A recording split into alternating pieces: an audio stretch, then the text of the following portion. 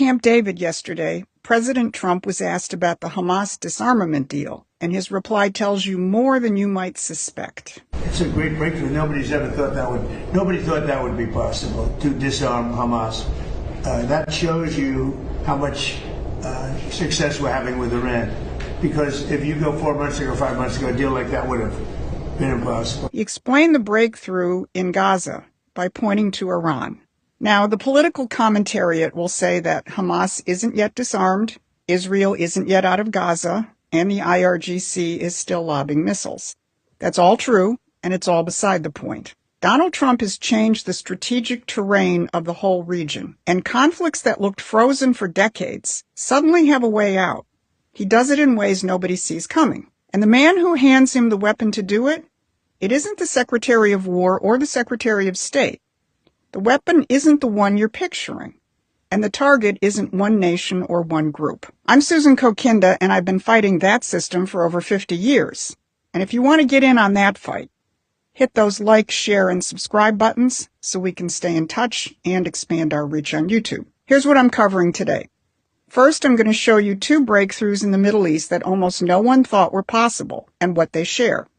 Second, the weapon that made them happen and why the other side fears it more than an army. And third, the proof that none of this was improvised and the blueprint was drawn long before the first shots were fired 5 months ago. So let's start with Gaza and Hamas. On Thursday, President Trump dropped a post on Truth Social, which took everyone by surprise. He said, "Today, the Board of Peace reached a historic agreement for a complete disarmament of Hamas and all other armed groups in Gaza. This is a monumental step toward lasting peace and security." Everyone knows that Hamas agreeing to disarm is only the first step, but they've never agreed. They've never taken that step, and now they have. This was so unexpected that even Joe Scarborough didn't have time to spin it, and he acknowledged how unprecedented it was. Hamas, I'm told by this official, has agreed to give up weapons to cite the location of all the tunnels that are throughout Gaza and have agreed to a decommissioning. How is it possible, I asked? The answer was that Arab states united against Hamas, Arab allies of the United States, all put pressure on Hamas to accept this deal and let them know that they were completely isolated.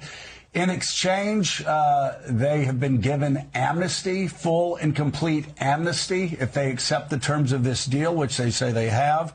A little later in the same interview, Scarborough pointed out that Bibi Netanyahu would not want to be in a position of, quote, blowing up what would really be the most historic peace deal of Donald Trump's 2 terms. Yes, he called it the most historic peace deal of Donald Trump's 2 terms.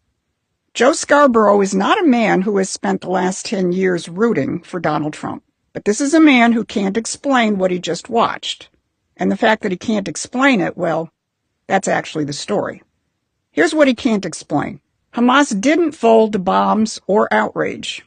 Hamas folded when the checks stopped clearing. The money that has kept it operational, the Iranian pipeline, cash moving through fronts and proxies and cutouts, this has been taken apart piece by piece, not with airstrikes, with instruments most people have never heard of.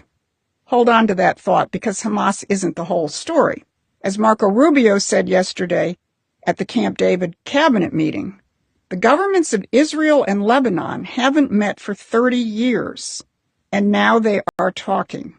How did that happen?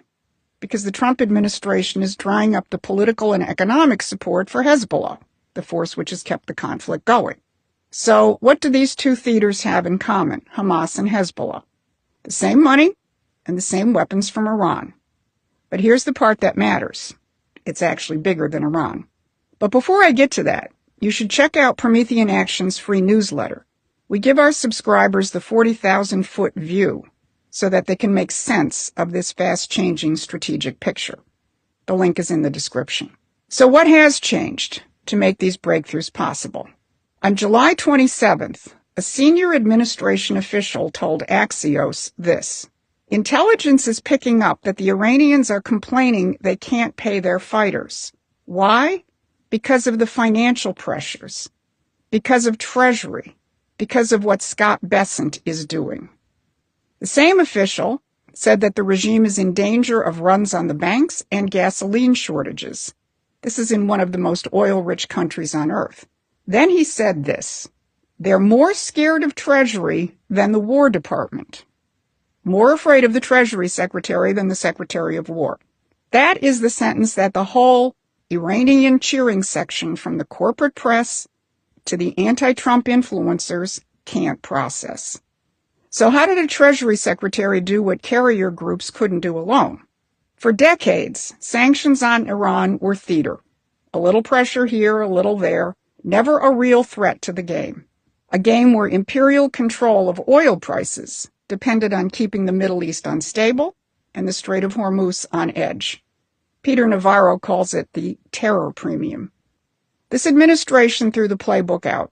It didn't go after Iran's economy in the abstract. It went after the machinery that funds Iran's operations abroad and at home. The IRGC's external networks, the accounts and front companies and cutouts that moved money to Hamas and to Hezbollah. They called it economic fury. And over a matter of months, Treasury has designated more than 1,000 Iranian individuals, ships, and companies.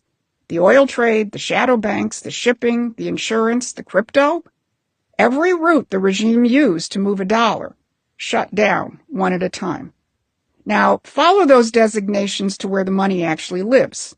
They don't lead to Tehran. They lead to London, to hedge funds in Knightsbridge, to shell companies in the British Virgin Islands, to the London insurance market that covered the tankers until it decided to cut it off.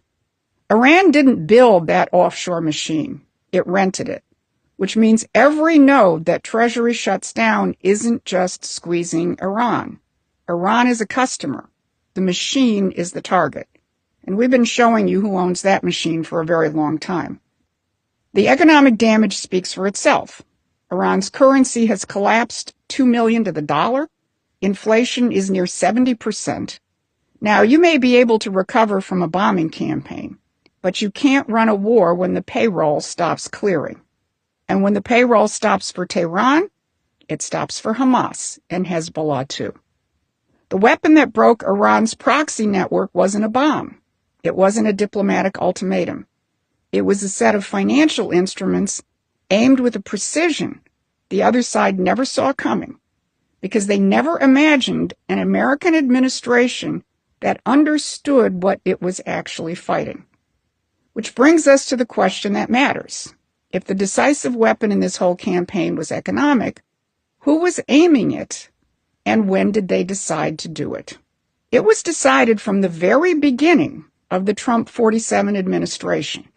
Listen to how Treasury Secretary Scott Bessent answered a question in March 2025. But what's been the most surprising thing for you in this role since you've been in office? The national security aspect. That I would say 50% of my day, Treasury does a lot of national security work, whether it's CFIUS in terms of foreigners who want to buy U.S. assets, whether it's sanctions, whether it's OFAC, anti-money laundering. We've just designated the Mexican cartels as foreign terrorist organizations.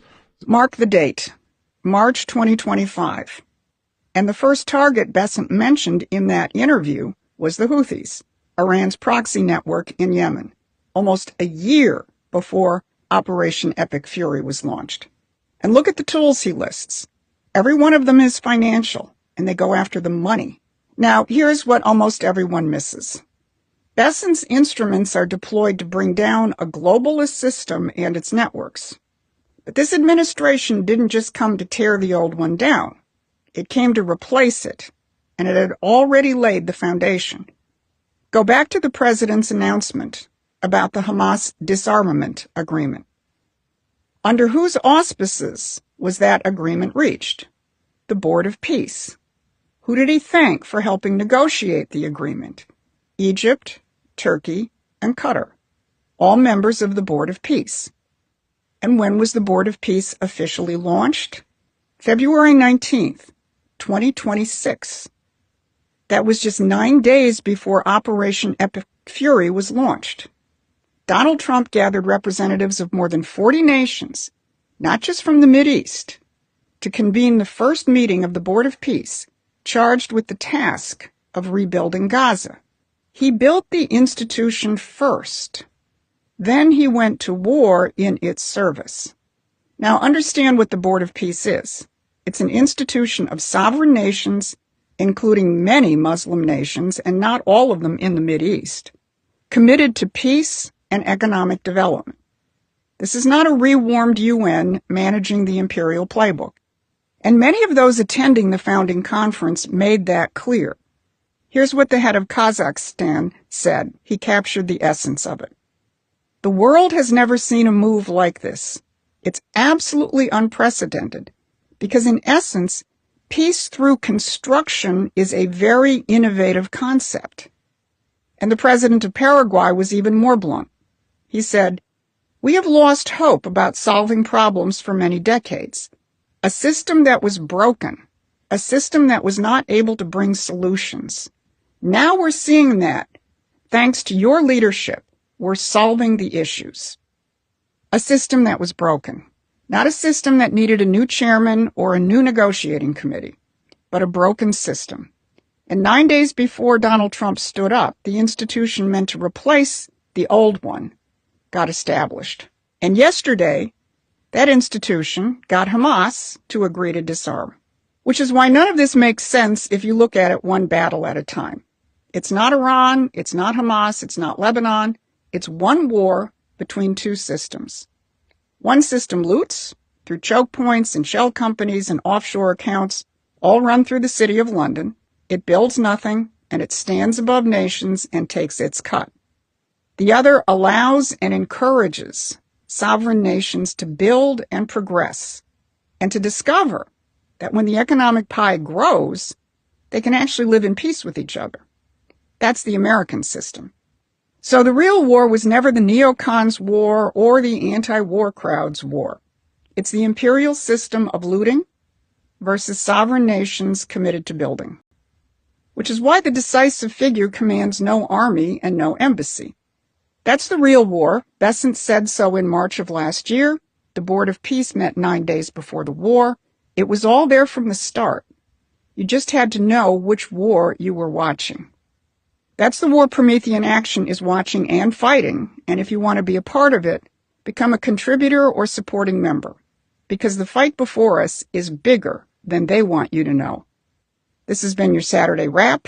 Thanks for watching. Please take a moment and subscribe to our free newsletter at prometheanaction.com.